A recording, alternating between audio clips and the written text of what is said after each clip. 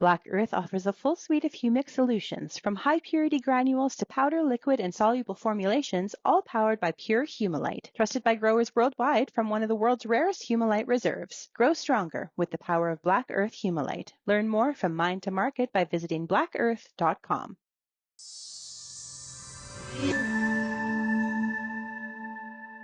I'm Amber Bell, and this is Real Agriculture.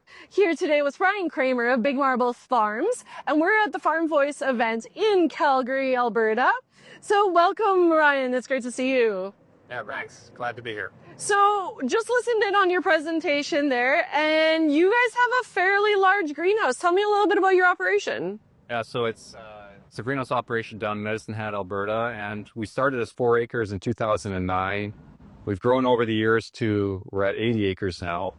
Grown over 3 different locations, and most of it's glass greenhouse with grow lights where we grow cucumbers and tomatoes. It's a really interesting operation too. Is you mentioned that you are carbon neutral. Can you talk a little bit about that? So the carbon neutral piece is really cool. It's not 12 months of the year where we're carbon neutral, but I like to talk about the shoulder months where we actually are at times. So the reason is, so we have natural gas boilers, and the greenhouse requires a fair amount of heat, especially in the wintertime. But even in the shoulder months, we actually will put heat into the crops just to activate the crop to get it going. We don't like a dead climate, so we actually will put heat in the heating pipes. So we'll run the natural gas boilers. We'll actually store the heat in a huge heat storage tank, 7-million-litre water tank. We'll actually store the heat in there. So while we're doing that, we're feeding the plants the CO2.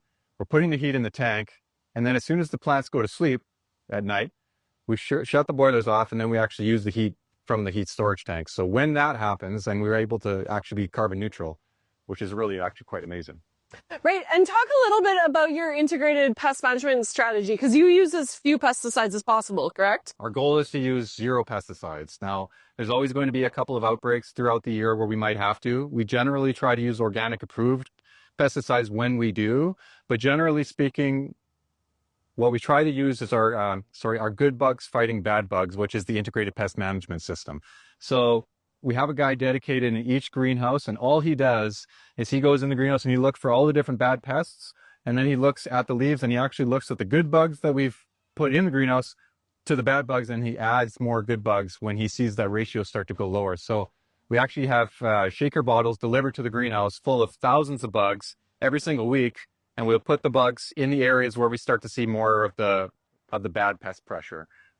What have been some of the challenges when it comes to using an integrated pest management strategy? So we still, even though we're in a closed space, we have obviously a glass greenhouse to grow our crops inside of.